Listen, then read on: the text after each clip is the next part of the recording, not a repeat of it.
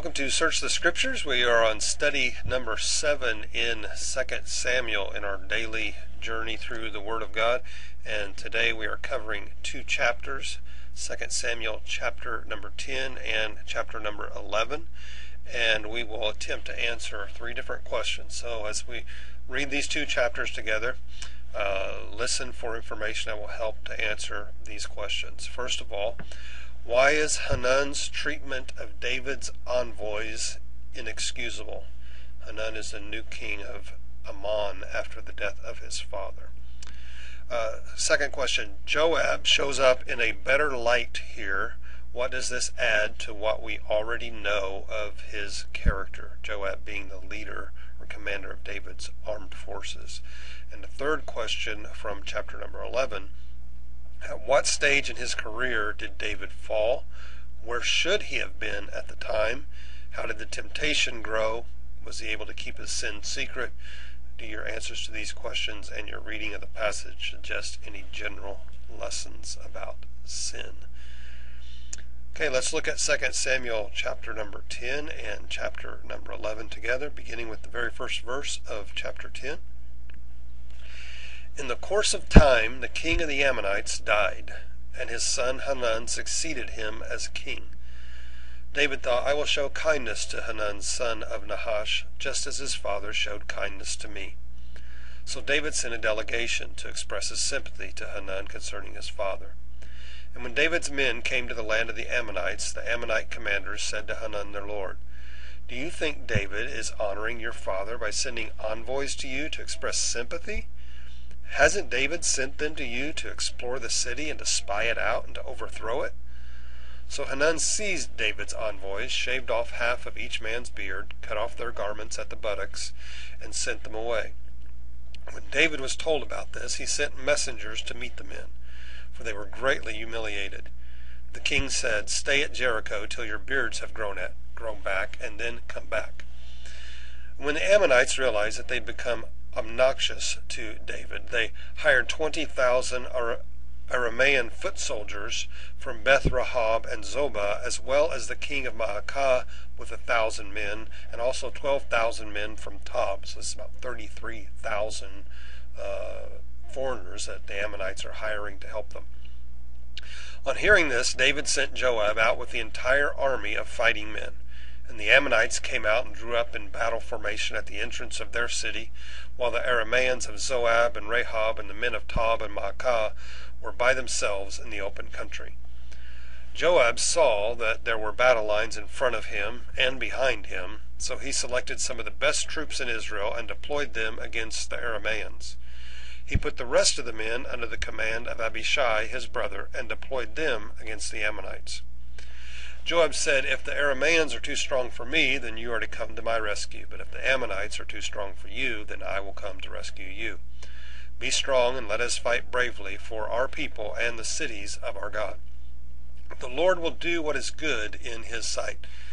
And then Joab and the troops with him advanced to fight the Arameans, and they fled before him. And when the Ammonites realized that the Arameans were fleeing, they fled before Abishai and went inside the city. So Joab returned from fighting the Ammonites and came to Jerusalem. After the Arameans saw that they had been routed by Israel, they regrouped. Hadadezer had the Arameans brought from behind the Euphrates River and then went to Halam with Shobach, the commander of Hadadezer's army, leading them. And when David was told of this, he gathered all of Israel, crossed the Jordan, and went to Halam. The Arameans formed their battle lines to meet David and fought against him. But they fled before Israel, and David killed 700 of their charioteers and 40,000 of their foot soldiers. He also struck down Shobach, the commander of their army, and he died there. And when all the kings who were vassals of Hadadezer saw that they had been routed by Israel, they made peace with the Israelites and became subject to them. So the Arameans were afraid to help the Ammonites anymore. 2 Samuel chapter 11. In the spring, at the time when the kings go off to war, David sent Joab out with the king's men and the whole Israelite army, and they destroyed the Ammonites and besieged Rabbah. But David remained in Jerusalem. And one evening David got up from his bed and walked around on the roof of the palace, and from the roof he saw a woman bathing. The woman was very beautiful, And David sent someone to find out about her. And the man said, "She is Bathsheba, the daughter of Eliam and the wife of Uriah the Hittite." Then David sent messengers to get her. She came to him, and he slept with her. Now she was purifying herself from her monthly uncleanness. Then she went back home, and the woman conceived and sent word to David, saying, "I am pregnant." So David sent this word to Joab, "Send me Uriah the Hittite." And Joab sent him to David. And when Uriah came to him, David asked him how Joab was, how the soldiers were, and how the war was going. Then David said to Uriah, "Go down to your house and wash your feet." So Uriah left the palace, and a gift from the king was sent after him. But Uriah slept at the entrance to the palace with all his master's servants, and did not go down to his house. And David was told Uriah did not go home. So he asked Uriah, "Haven't you just come from a military campaign? Why didn't you go home?" And Uriah said to David, "The ark of Israel and Judah are staying in their tents, and my commander Joab and my lord's men are camped in the open country. How could I go to my house to eat and drink and make love to my wife? As surely as you live, I will not do such a thing." And then David said to him, "Stay here one more day, and tomorrow I'll send you back." So Uriah remained in Jerusalem that day and the next. At David's invitation he ate and drank with him, and David made him drunk. But in the evening Uriah went out to sleep on his mat among his master's servants. He did not go home. So in the morning David wrote a letter to Joab and sent it with Uriah, and in it he wrote, "Put Uriah out in the front where the fighting is fiercest, then withdraw from him, so he will be struck down and die." So while Joab had the city under siege, he put Uriah in a place where he knew the strongest defenders were. And when the men of the city came out and fought against Joab, some of the men in David's army fell.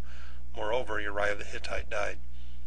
Joab sent David a full account of the battle, and he instructed the messenger, "When you finish giving the king this account of the battle, the king's anger may flare up, and he may ask you, 'Why did you get so close to the city to fight? Didn't you know they would shoot arrows from the wall? Who killed Abimelech, son of Jerubbesheth? Didn't a woman drop an upper millstone on him from the wall so that he died in Thebez? Why did you get so close to the wall? If he asks you, then say to him, 'Moreover, your servant Uriah the Hittite is dead.'" The messenger set out, and when he arrived, he told David everything that Joab had sent him to say. And the messenger said to David, "The men overpowered us and came out against us in the open, but we drove them back to the entrance of the city gate. Then the archers shot arrows at your servants from the wall, and some of the king's men died. Moreover, your servant Uriah the Hittite is dead." And David told the messenger, "Say this to Joab, 'Don't let this upset you. The sword devours one as well as the other. Press the attack against the city and destroy it.' Say this to encourage Joab." And when Uriah's wife heard that her husband was dead, she mourned for him. And after the time of mourning was over, David had her brought to his house, and she became his wife and bore him a son. But the thing David had done displeased the Lord. Question 1. Why is Hanun's treatment of David's envoys inexcusable? Remember, he cut off their beards and their clothing. Hanun did not give David the benefit of the doubt at all in this situation. He was worried, if he was worried at all about these men actually being spies, it doesn't really make any sense whatsoever to let them return. Killing them would have been a more honorable thing to do than humiliating them. To humiliate someone that was bringing condolences concerning the death of your father is definitely an inexcusable offense. Second question, Joab shows up in a better light here in this battle. What does this add to what we already know of his character? Well, Joab was an excellent military commander, and he knew the importance of being there for his men and with his men, and of honoring his word. So when Joab was on the battlefield, he brought tremendous strength in terms of his leadership. When he was out there on the field of battle, they could gain strength by looking at him. Joab was a strong leader. And now the final question, at what stage in his career did David fall? And where should he have been at the time? How did his temptation grow, and was he able to keep his sin secret? And do your answers to these questions in your reading of this passage suggest any general lessons about sin? Well, David fell when he no longer had any known enemies to fight. He fell when he stayed home while others were going out into the battle.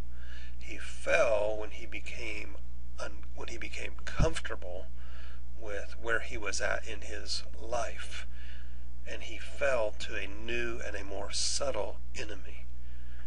When you and I are the most comfortable, we tend to let down our guard, and when we let down our guard, Satan will take advantage of that, and he will most likely come at us from a direction and in a way that we did not expect, perhaps a way and a direction that we have never encountered before. So if you are comfortable today with where you're at, you're feeling like you've defeated all of your enemies, always remember the enemy is out to destroy you, and keep your guard up. I hope this study's been a blessing to you today. Hope you're having a great day so far. May God richly bless the rest of your day.